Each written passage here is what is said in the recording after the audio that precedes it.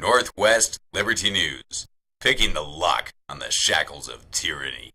Machines are going to fail, and the system's going to fail. The past is past, the future's now.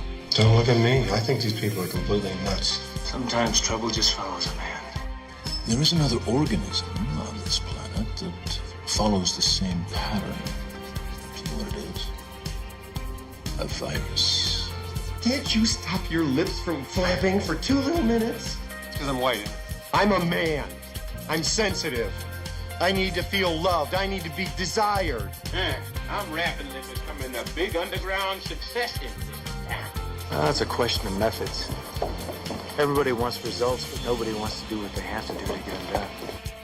And now, coming to you live from Kalispell, Montana, brought to you by Northwest Liberty News, it's Montana Gazette Radio with your host, James White.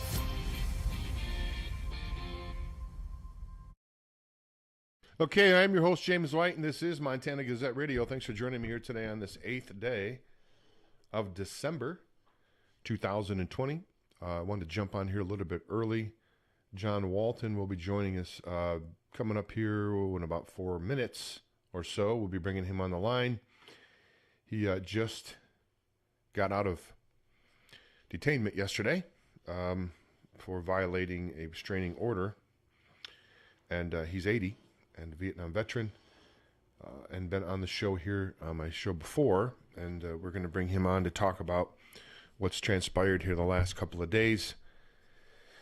Thanks so much again for joining us. If everything's working properly, we should be simulcasting on a variety of networks, including a couple of Facebook channels, a couple of Facebook pages, a couple of YouTube channels, Twitch, Periscope, and D-Live. So you can join us on all of those different networks just by typing in Northwest Liberty News or Montana Gazette Radio. We, the focus of this show today, this is not going to be a news update. I'm going to have 2 guests on. Kendall Cotton will be joining me here in about 30 minutes from Frontier Institute. And he is going to be talking about their new recovery agenda here on the show. So power-packed show today here for you. And we're going to start off with John Walton here coming up in just a couple of minutes. And if you're not familiar, as I said, with John's story, you can go on Northwest Liberty News YouTube channel and just type in John Walton. And I believe there's one video there. I posted it yesterday, I believe, in the Facebook comment section. And you can view the video that I did with John, I don't know, maybe a year or so ago, I guess, and get a background on his story. But we're going to have him briefly touch on that a little bit here when he comes on the show. But this is, he admittedly says he probably shouldn't have been there. But, I was joking with him, before, and I was talking with him earlier.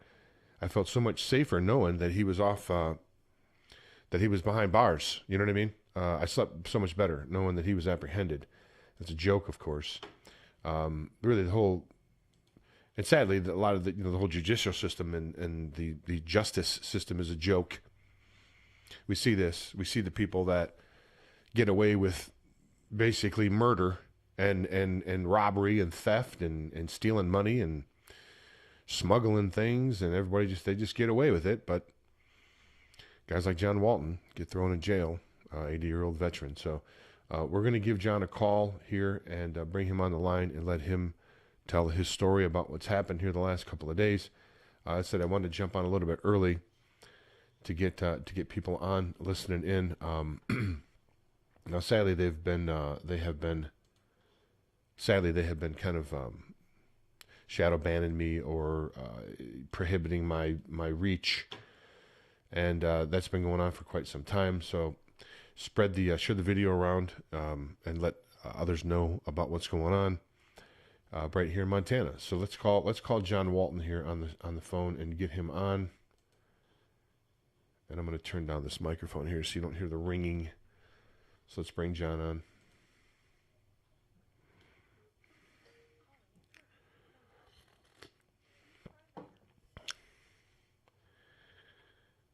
Boy, that's not a very good message. I just talked to him this morning. That's interesting.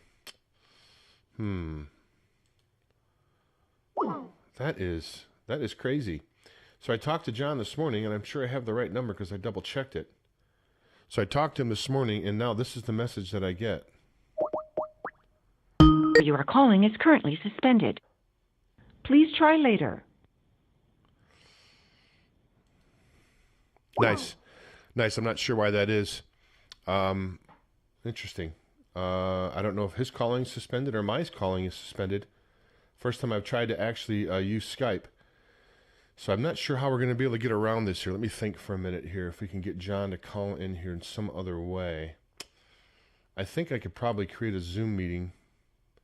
I think that gives a phone number, and I can call John and have him call in. Let me see if I can get that worked out here, folks. See if I can. We're trying to solve these things on the fly here, so please bear with me. I'm not sure why that doesn't work. I have my Skype credits are all paid up as far as I know, but who the heck knows these days. So let me see if I can get John here on Zoom. And to go into this, you got to go through all these stupid things and click all these screens. So let me see if I can set a meeting up here. All right now. Again, folks, sorry for the delay. Don't know what's going on with the Skype. So let me get here. Let me punt here, and we'll have John on here. I think here pretty soon. See if I can get this worked out.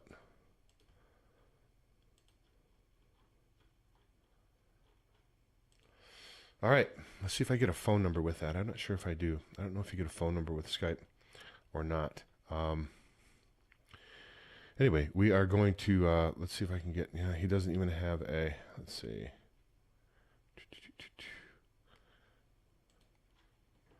Again, James White here, Northwest Liberty News, trying to figure out why the Skype doesn't work. I'm trying to get John here on the phone. And let's see if I can call him from this.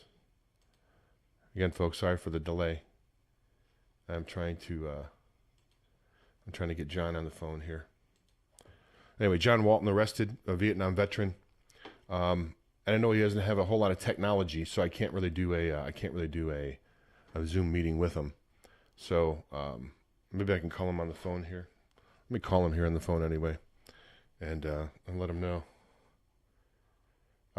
Yeah, Deb, I know you're listening in. So let's see if I can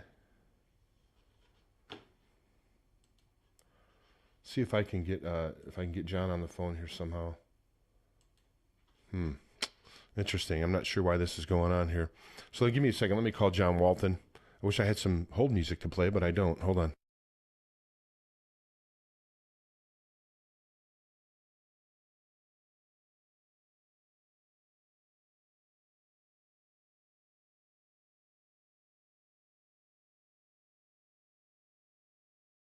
Okay, so it is John's number that is suspended. It's not going to matter. I tried calling him on my landline phone, and his line is suspended. So, talked to him this morning, just set up the meeting with him earlier. Now his phone is suspended, so I can't talk to John. It's not my Skype. It's his phone. I can't believe that these people would be listening in on his... I should believe it. I guess I don't want to, jump down the conspiracy rabbit hole, but were they listening to our conversation this morning? They knew he was coming on my show, and they canceled his phone. I don't know. He did tell me that when he went there to see his grandson, it's like they knew he was going to be there. He says like they knew I was coming. He just drove by in his truck, and they knew he was coming. So I don't know if he's got some kind of phone tracker on him, if they have some sort of a device that they have under his vehicle. I don't know. It's all speculation at this point. All I know is I can't get in touch with him on through the Skype line. I thought it was my Skype connection. It's not. His phone has been suspended. Yeah, so Debbie, if you can get John a message, if you're listening, Debbie, his phone is suspended. Yeah, something's wrong. Yeah, Debbie tried to call him too, and it right to voicemail. So something's wrong with his phone. Just have John call me on my mobile line. I've got another guest coming up here in about 25 minutes. So if John can get on here in the next 25 minutes, I can call him back on Skype. I mean, I'll try him again on Skype right now. I don't suspect it's going to work, but I'll try it again, and just one more time to be safe. Hold on.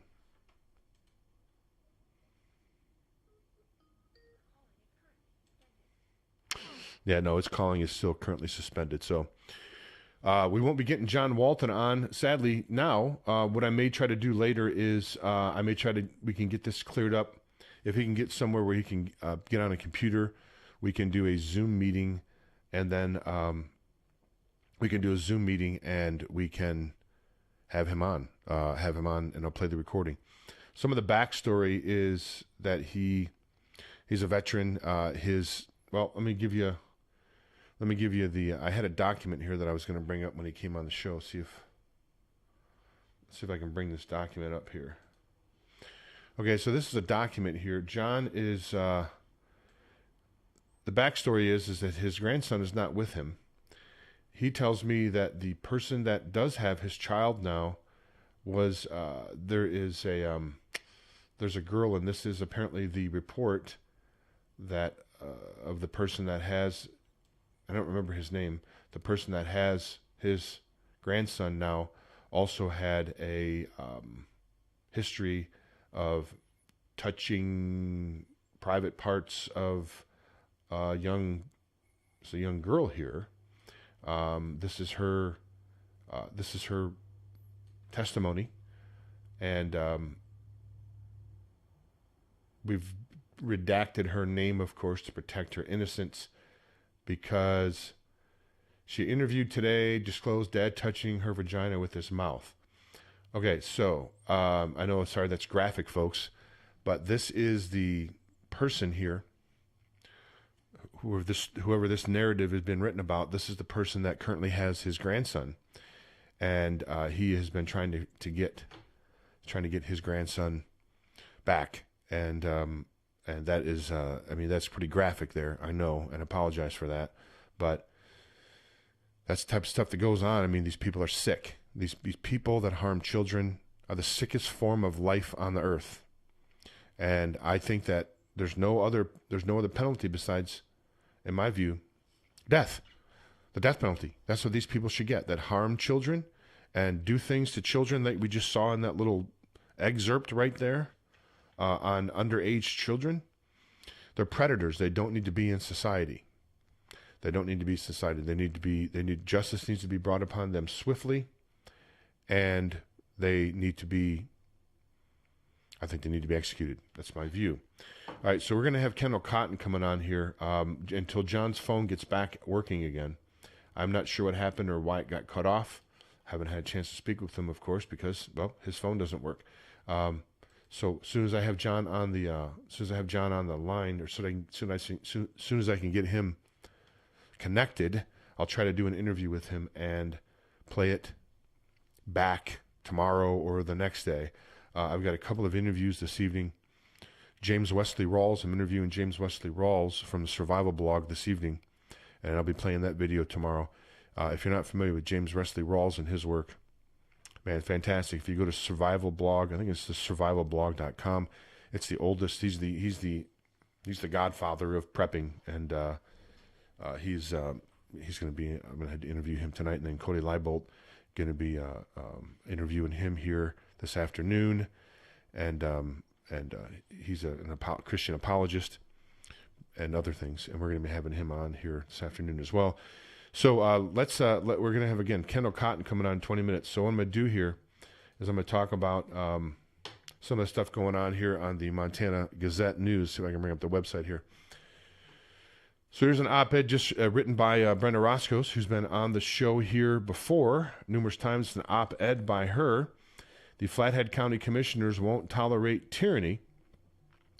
And the commissioners here, I'm just getting a call here, but I don't think that's the right number. Oh, okay. So he's calling now. All right, looks like John's calling here. Hold on. So hold on a second, folks. All right, let me see if I can put this other number for John. Looks like if I can put this other number for John here in in the phone thing, and maybe I can get him on the line here. So let me try this. Give me a second. Hope I can have John on in a minute. Looks like he's calling me from a different number, so I'm not sure how that worked out. But man, this thing's, again, folks, sorry for doing live radio here. Live radio, trying to get this thing straightened out with John. I just missed his phone call, and for some reason, there it is. Okay, let me put his new phone number in here, and then maybe we can get him on the line. 5. Sorry again. Usually this show goes a lot smoother, but usually people's phones work when I call them as well, so there's not a lot I can do about that. Let me see if I can call John here right now.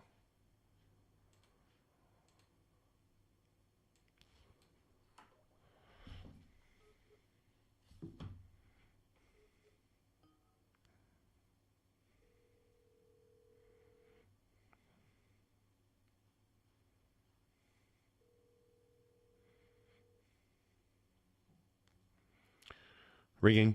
At least that's a good sign.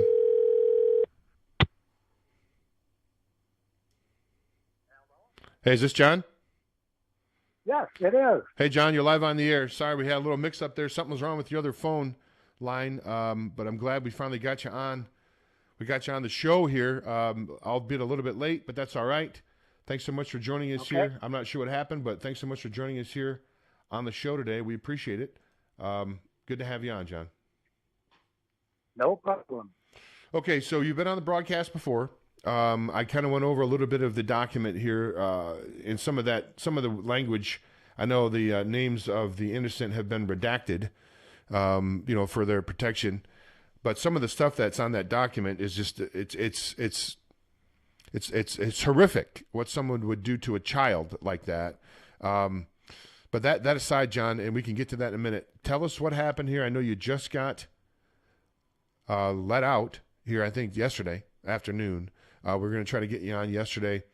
That's why we didn't do a yesterday afternoon show, folks. We were waiting for John, and I think he got delayed in getting out, so we're having him on here this morning. But John Walton, a veteran and activist and a person that just wants to get their grandson back, tell us about what happened the last couple of days. If you want to give a quick background for those people that are tuning in that may not be aware, if you want to give a quick background on the situation, and then you can tell us what happened over the last couple of days. We've got about 15 minutes. Got another guest coming on. Okay. But go ahead, John. Turn it over to you. All right. Now, what happened was the Department of Family Services took my grandchildren. I had 4 of them. I live out in the country way, far enough that they have to ride the school bus. And I got on bad side of a caseworker that, let me put it politely, she's kind of haywire. And that seems to be pretty common in those DFS ranks. But this one was what us old cowboys would say is always horsing. And I'll leave it at that. I have PTSD pretty bad from my time in Vietnam, and I have MySpace, and people need to stay out of it. So anyway, I got on the bad side of that one, and one thing led to another, and my grandchildren went to school on the school bus, and they didn't come back. First was a little grandson. He was placed with his sperm donor, his birth daddy, and my older grandson was classmates with a girl, and she told him, kind of surprising what kids talk about nowadays, she told him, don't let them place Aiden with Jesse because he molested me when I was little. and this was about 7 years after the fact. They do not forget, contrary to what DFS tells people, the child does not forget. And it was disturbing enough that I turned right around in the middle of the highway and I took it straight to his counselor. I did not question him. And sure enough, that's what she told him. And I let the counselor talk to him and calm him down. And then I contacted the girl's mother and asked her about it. And sure enough, she said, yes, that did happen. And as a matter of fact, she had a copy of the DFS investigative report. And I think that's what you have there. Now, I redacted the names of people for a couple of reasons, because one is a stigma attached to the victims of this stuff that goes on, and the other is the restraining orders, of which I have many against me for refusing to be quiet about what's happening to our children. And this Jesse Price was one of them with the restraining order. So he went first, and I didn't like it, of course. So I sent a copy of that DFS investigative report to every lawmaker in the state of Montana. And one of them, she evidently was cronies with the DFS supervisor or something. A lot of that cronyism goes on here. And she contacted a judge, told him to make me stop doing that, sending that report, because it was disturbing. And yeah, it was disturbing. I'll not go into it over the air. If you want to, that's your prerogative, but I won't. It is just too disturbing. Oh, it's disturbing, all right. So, I read a part of it. It's disturbing. There's no doubt about it. That's, it's no, but people are scum. And they don't believe these kids. I've seen it over and over again. A little child, 3 years old, 4 years old, they don't make that up. They don't see it on television. They don't read about it in their children's books. If they know about it, it happened. And the girl was very plain, and the investigative therapist was one of the better in her field. She still works here in Great Falls, and my lawyer contacted her some time ago, and she said, yes, she distinctly remembered that case because it was so disturbing. And in her opinion, Mr. Price has no business being around any children whatsoever. And my little grandson is, I think he must be about 12 years old now, I think. I'm not sure. I have suffered a number of heart attacks from that Agent Orange, and this last one was really bad. I woke up a couple of days later after the surgery. I remembered my name and my Army serial number and nothing else for a long time. And the memory is still not good. But at least I'm still alive and still fighting, So I'm not complaining, but it's not something I would do again.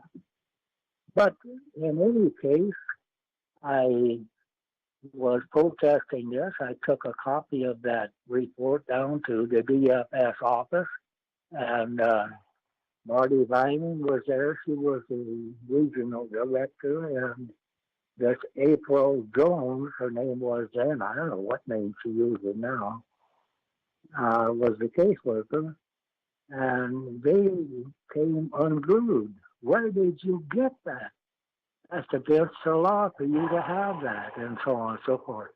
they were so much more concerned with the fact that I had that document than the fact that they had placed a little boy with a child molester. So wait a minute. So this document I'm showing here on the screen here is apparently we're not supposed to have this. We're not supposed to have it. Is that right? Well, it's against the law. According to state law, and I did look this up, it is against the law to have documents of a current case, an open case. That particular case had been closed for 6 years, at least, maybe 7 years. So when they did act, they made a deal with this guy up at the jail, and it's in the report, whereas he gave up his rights to this little girl, his parental rights, in return for no prosecution. So that was fairly simple for everybody concerned. And they stood up for that girl, and he's not allowed to be around her. But what about the next one and the one after that? You know, it's not just my opinion, it's the opinion of learned people with degrees. They say that 90-some% of these people, child molesters, do reoffend. And it's not something that can be fixed. No, you're right. The recidivism rate is up in the 90s, in the 90 percentiles. I used to work with that population a long time ago. They're almost broken beyond being fixed. John, we're going to be coming here probably, sadly, because we got a late start. We won't be able to go for about another 5 minutes or so, or 6 minutes. So why don't you tell us what happened? Tell us what happened here the last couple of days. Go ahead. I have been harassed by this assistant county attorney that is married to a DFS supervisor. His name is Ryan Ball. I'm not sure of her name. I think it's Amanda Ball. And she is intensely disliked, as he is, by most of the population here. And they make a perfect team. He prosecutes and she brings it to him. So I have been harassed almost continuously by county attorney's office and Department of Family Services. And ridiculous lawsuits, arrests. One of them was a horse that died. It belonged to an old veteran friend of mine. She was in my pasture. She's old and she died. Nature happens. And the county attorney got a call from my neighbor out there that I had turned in years before for his meth lab. And I was told to burn the horse. Well, I don't burn horses. We burn people in Vietnam and other places, but I don't burn horses. And I got a call from a DEQ official in Helena telling me, don't burn that horse, it's against the law. But I got a ticket every 12 hours for not burning that horse. But that's the least of my worries. The horse died, and that happened. But they took my grandkids off the school bus. They told me it was going to happen if I didn't shut up. They said, you'll never see them again. So they were scattered. The oldest granddaughter disappeared for 2 years. They had no record of her. They lost her in the system. And I called the chairman of the oversight committee, asked him to please find out if she's okay. He called me back and he said, due to your rocky relationship with the governor and DFS, I was unable to find any information about your granddaughter. The other one, the boy, he was placed with a freak, another birth daddy, and it was so bad he tried to kill himself.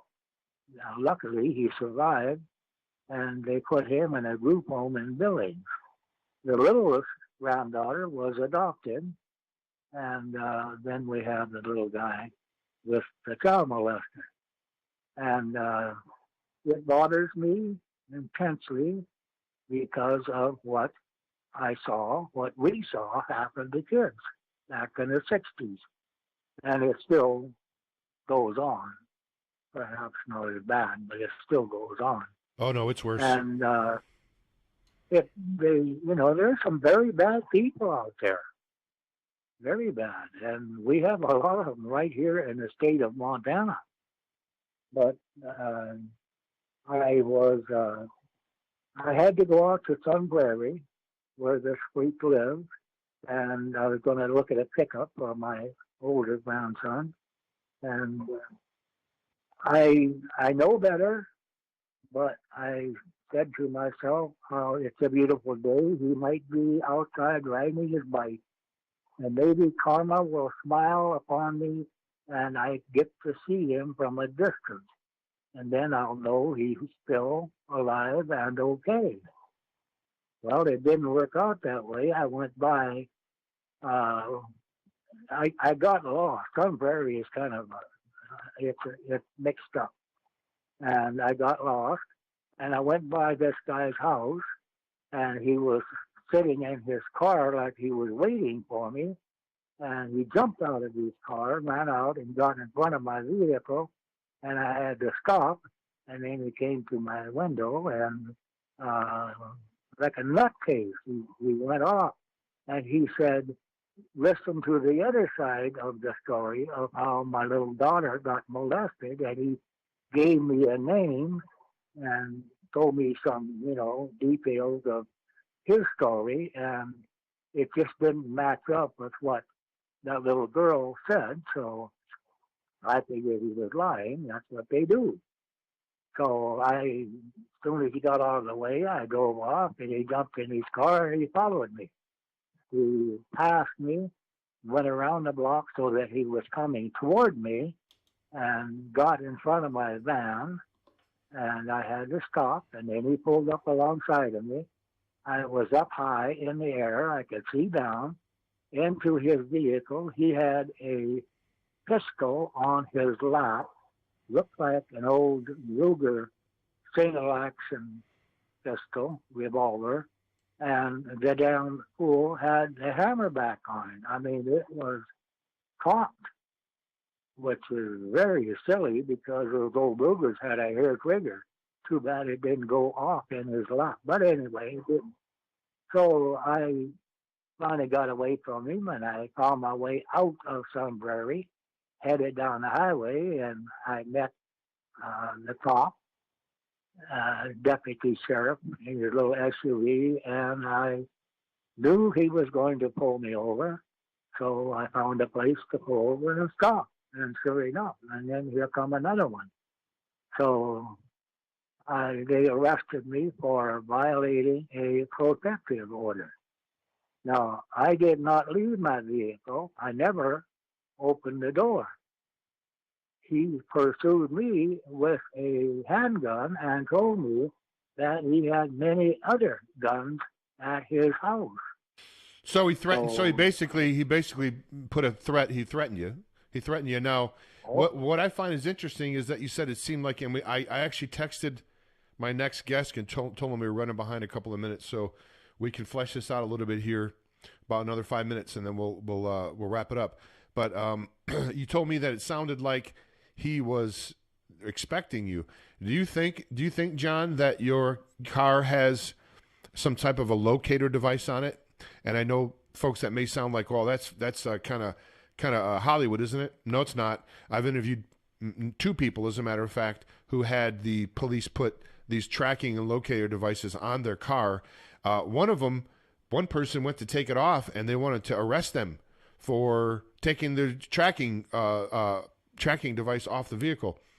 Do you have any friends that are electronic guys, John, or maybe yourself, that can sweep your vehicle to see if you have any electronic devices on that? No, I don't.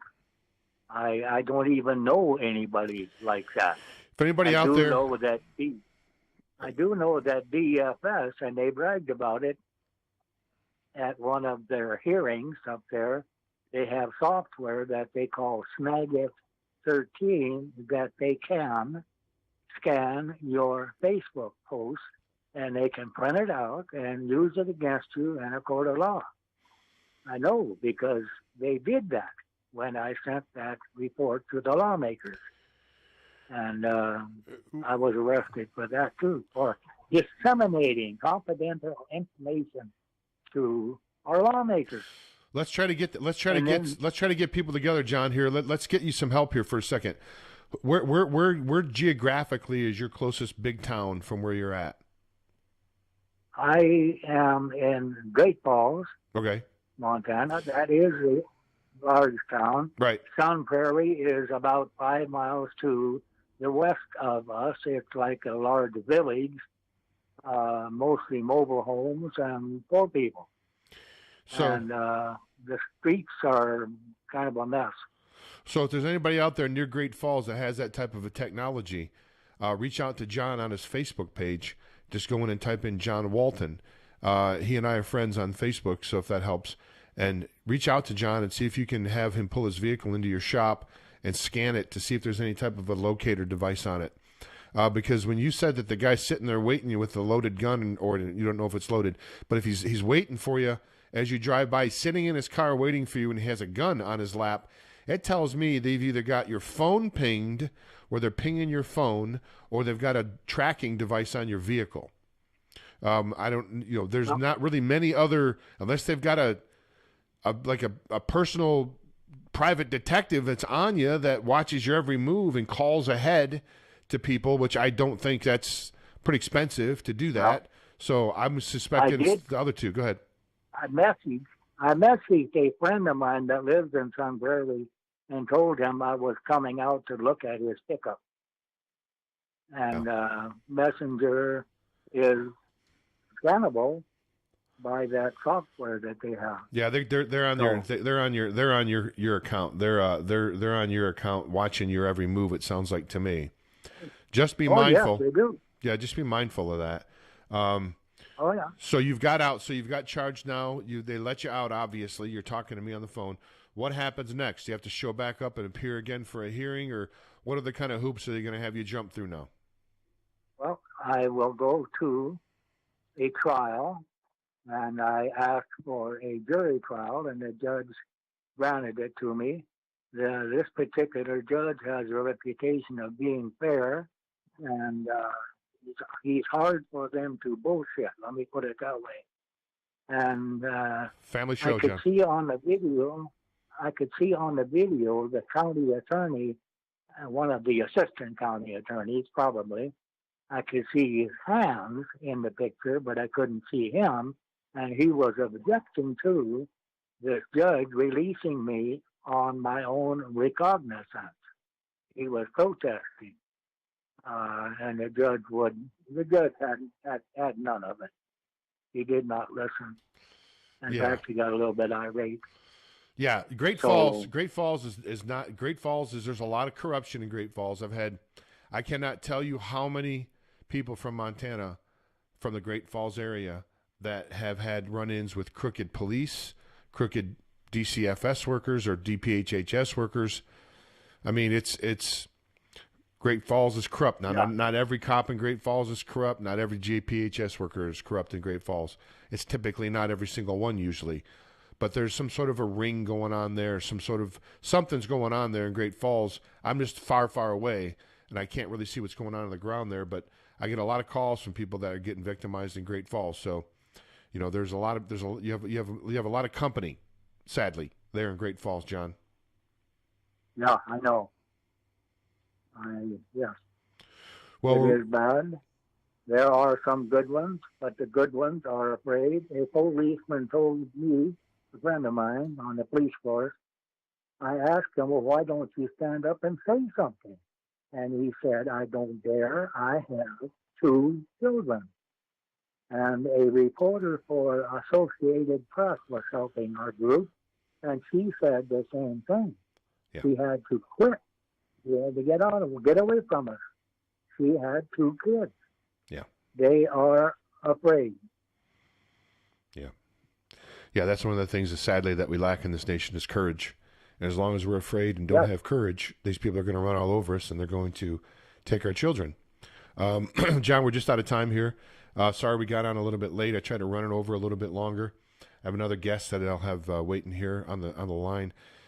Is there any way that anybody can reach out to you, send you prayer requests, or give you support in any other way? Should they just go to your Facebook page and go to Facebook and type in John Walton? Is there any other method for people that don't have Facebook?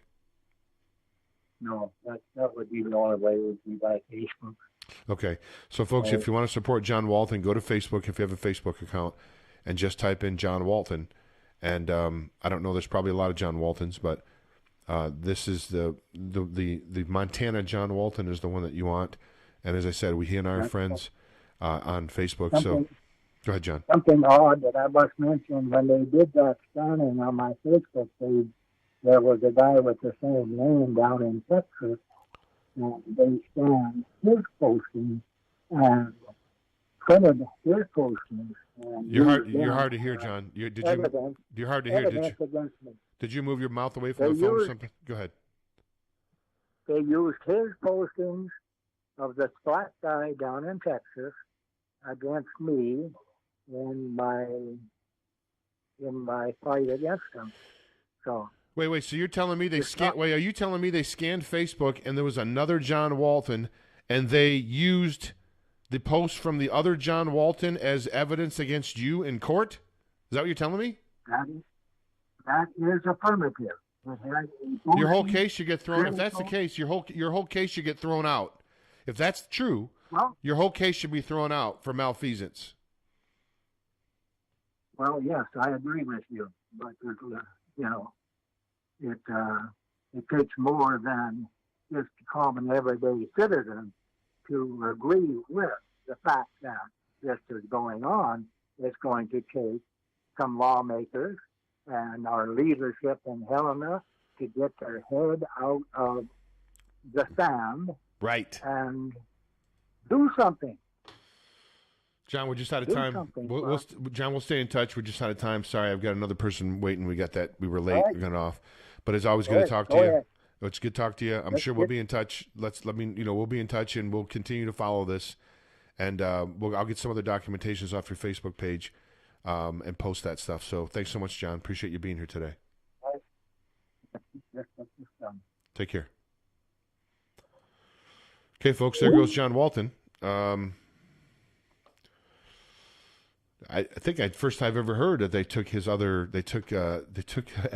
Facebook posts from another John Walton and used it against him in court. That's nice. Real good stuff. We're going to take a quick commercial break. When we come back on the other side here, we're going to have Kendall Cotton from Frontier Institute on the line with us. He's going to be talking about the plan that he has for Montana, and we'll be back with him just after these brief messages here on Montana Gazette Radio. You can go to montanagazetteradio.com or montanadailygazette.com, and, of course, the flagship northwestlibertynews.com. Be back after these brief messages. If you like classic cars, exceptional service, and a money-back guarantee, then the Corner Shop in beautiful downtown Kalispell is the place for you. Whether it's an oil change, engine diagnostic, suspension work, or brakes all around, the Corner Shop has you covered. With expert technicians and a free consultation on all services, you can't go wrong with the Corner Shop. Did I mention the classic cars? While you're waiting for your expert service to be performed, take a stroll through the showroom to see Kalispell's smoothest collection of classic cars. The Corner Shop is conveniently located at 1212 South Main, just south of the courthouse. The Corner Shop is open Monday through Friday from 8 a.m. till 5 p.m., so drop by for an appointment or call 755-7777. That's 755-7777. The Corner Shop, Kalispell's full-service auto repair facility.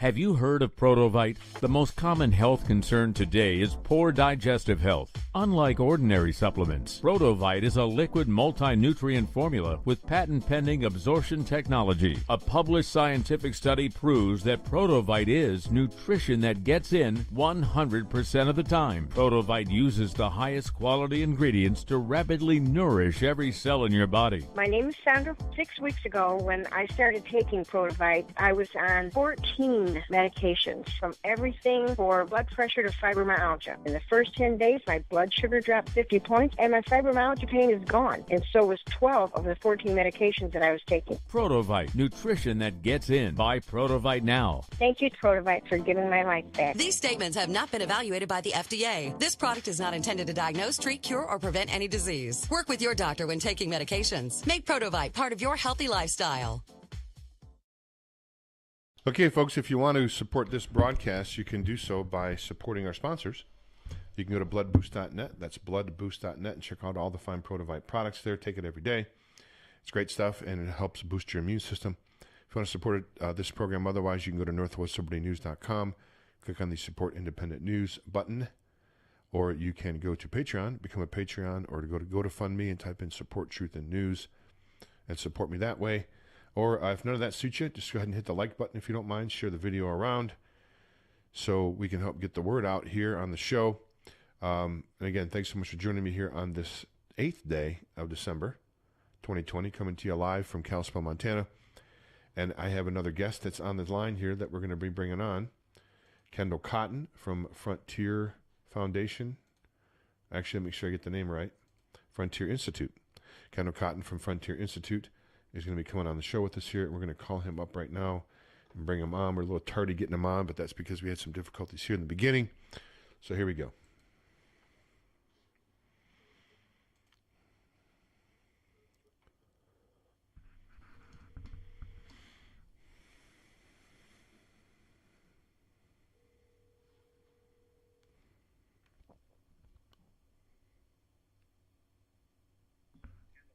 Hey, Kendall, this is Jim White calling from Montana Gazette Radio. You're live on the air. Thanks so much for joining us today.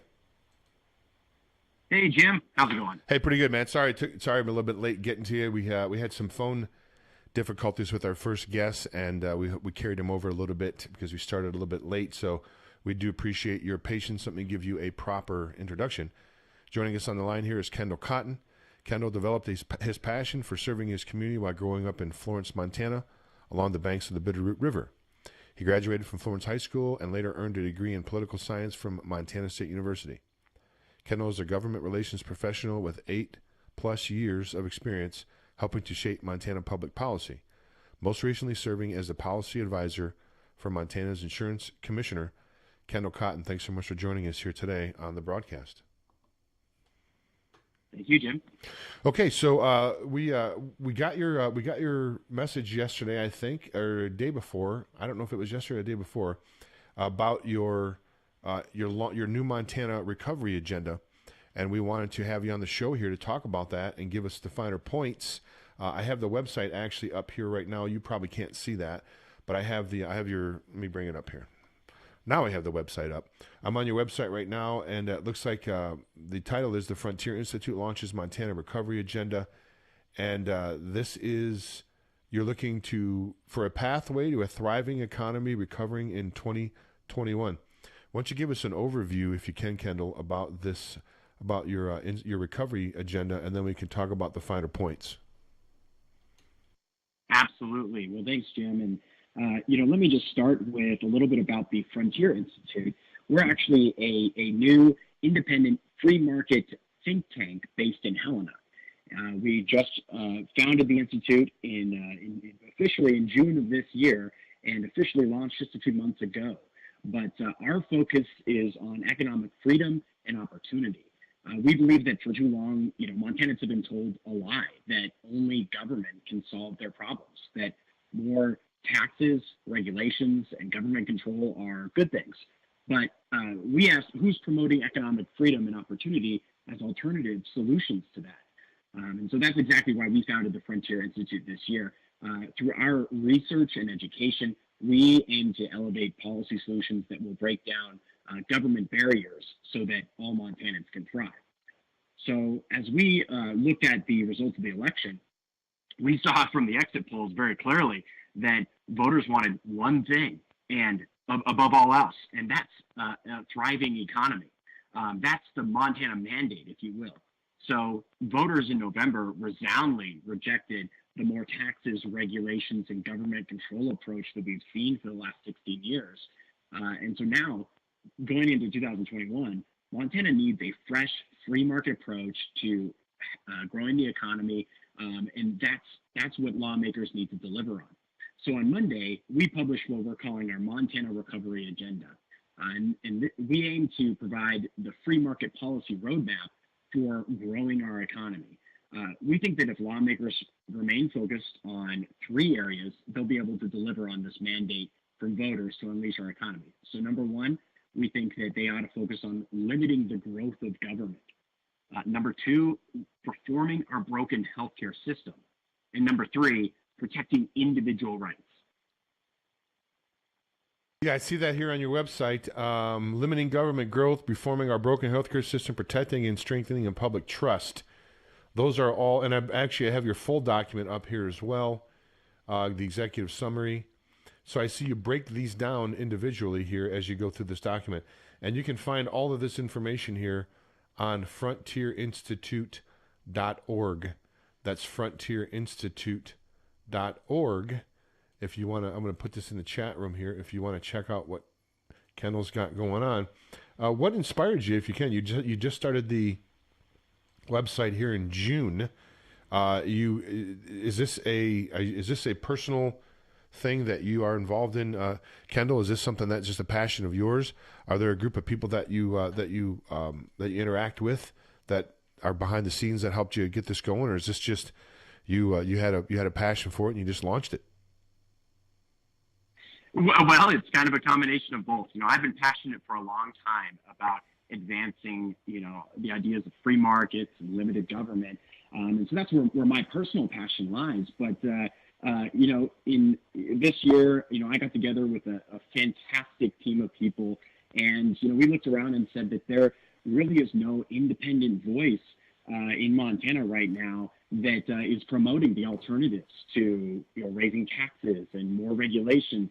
And so we said that we especially looking at a new governor's administration coming in and all the opportunities that we have as a state with the next year, we said the time was right to form an organization like this. So that's what we did. And we actually have a fantastic board of directors on our team, folks with some amazing experience, very principled folks. Some of your listeners may recognize them. For example, Representative Daniel Zolnikoff, former representative from Billings, is a member of our board, and he was a champion for privacy rights and individual liberty when he was in the legislature. We also have former Congressman Rick Hill. He is on our board as well, and many of your viewers may follow his commentary on Facebook, and I think many would agree that he's a staunch defender of fiscal responsibility and free markets. Yeah, I've interviewed Representative Zolnikoff on numerous occasions. He's been a guest on the show quite a few times. I believe his wife is, I think she won the primary. I'm not sure she won the general. I don't remember. I tended to think that she did. I could be mistaken on that. But yeah, I've spoken to Daniel Zolnikoff numerous times. I think he even does some radio work. He fills in there for Aaron Flint, I believe. Sometimes when Aaron goes on his on 2 weeks for his military commitments. So yeah, good folks. At least Daniel anyway. I don't know Rick Hill, but I do know Daniel Zolnikoff. How's the response been so far, Kendall? Have you had good response from legislators and people in the political circles that would be, I'm sure, probably have to be involved in this? Really, I really like to see the folks get involved, but it's probably easier to talk to the representatives first because you probably know them more than you know all the folks. How's the reception been from since you've launched the Frontier Institute? Right. Well, that's a great question. And, part of the role of a think tank like the Frontier Institute is to kind of provide the intellectual ammunition for lawmakers and policymakers to deliver on the solutions that they're interested in. So we kind of provide that bridge between what voters care about, what folks in the grassroots are saying, and how can lawmakers implement that. So we published this agenda on Monday, and we've seen a fantastic response so far. Our focus is on driving the discussion around how can we grow the economy in a principled, free market-based way. And there's actually, I've had a lot of legislators reach out to me and say that they're interested in some of the proposals that we've put out there. There was a news story that ran over the weekend with State Senator, actually Majority Leader now, Kerry Smith. It sounds like that he's going to be focused on health care, but specifically on allowing for direct primary care agreements in the state and permanently authorizing that. So we were very happy to see that. So is there going to be, I haven't had a chance to read over your proposal. As you stated, it's just newly released. You talk about economic growth and economic development. Is there an element in there that tries to capitalize on the tremendous amount of resources that we have here, whether it be under the ground or above the ground? I mean, we could certainly use some of the forests to be thinned out a little bit. Sometimes we just have, biblical forest fires here, in a sense, out in Montana some years that just burn things right down. And I think it's partly because they don't manage the forest very well. And there's a lot of wealth above and below ground here that belongs to the citizens of Montana that can be utilized, to lower taxes. I don't know, help build community centers. There's just a whole bunch of things we can do. What's your thoughts about that, about the natural resources? Is that going to be part of your plan for Frontier Institute? Yeah, Jim. Well, I can tell you just from my personal background, I grew up in the logging industry. My dad was actually a logging mechanic for many, many years.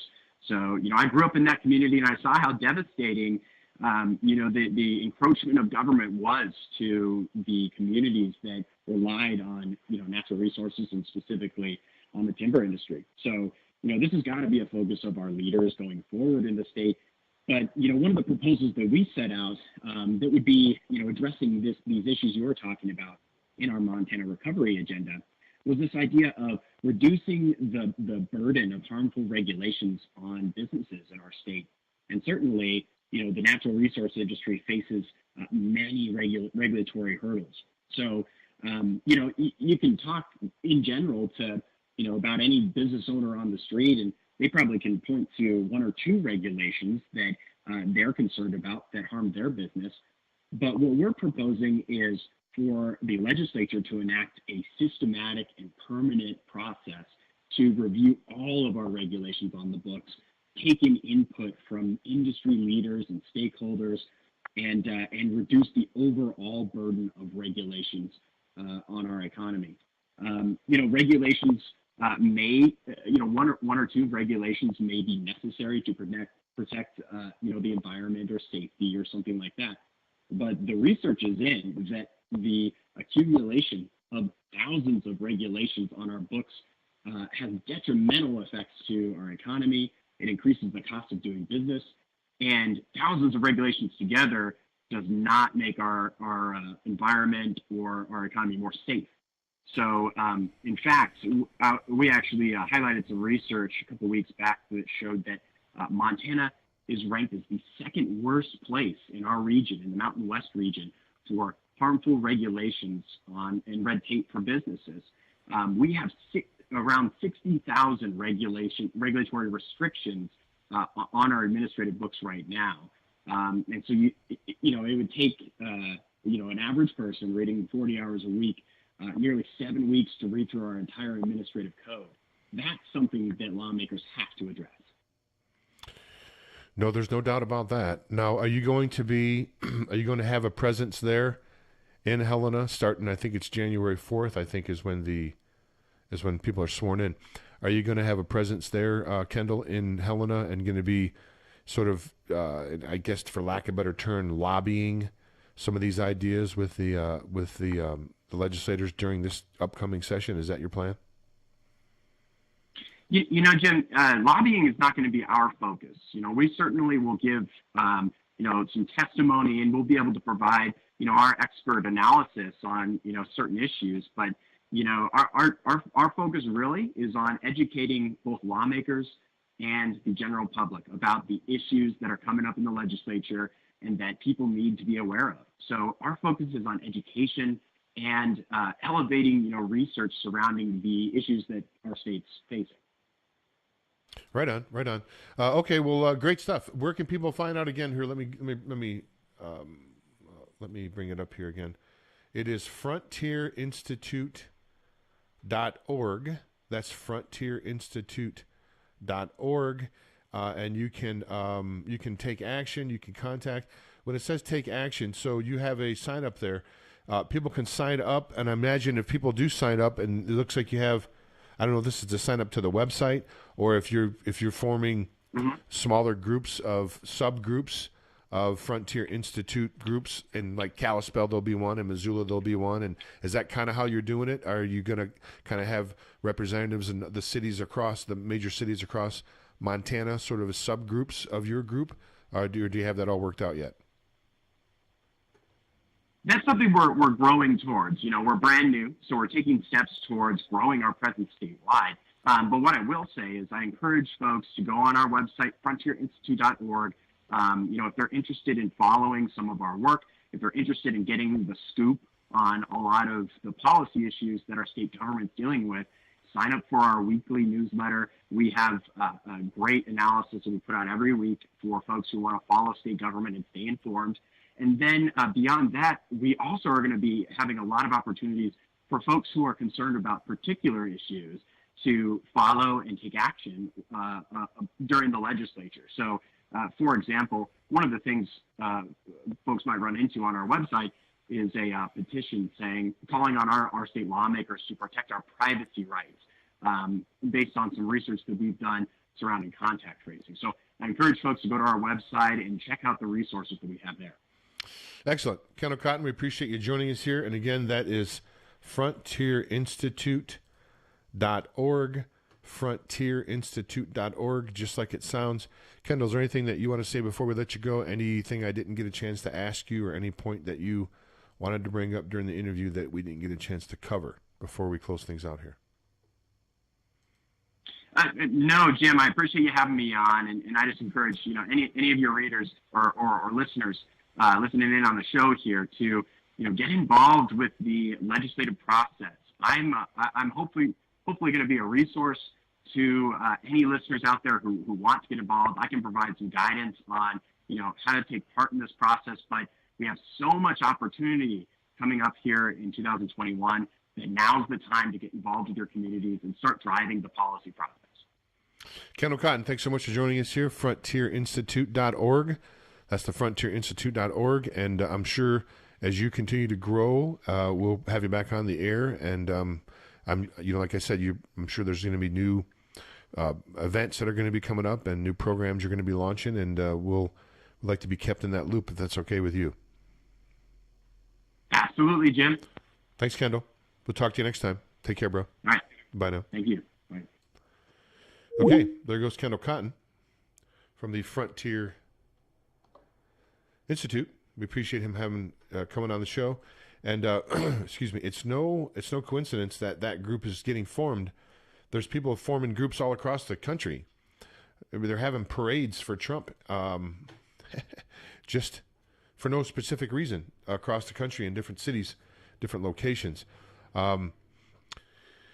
That's a sign that people are waking up and people have had enough, which, if you haven't had enough, folks, what's it going to take? I mean, for real. Our country has basically been overrun by globalists, by the establishment. So, as he stated, the time to get involved is now. That's frontierinstitute.org. Check them out. Of course, if you want to check out all the latest news, you can go to Montana Gazette Radio or MontanaDailyGazette.com.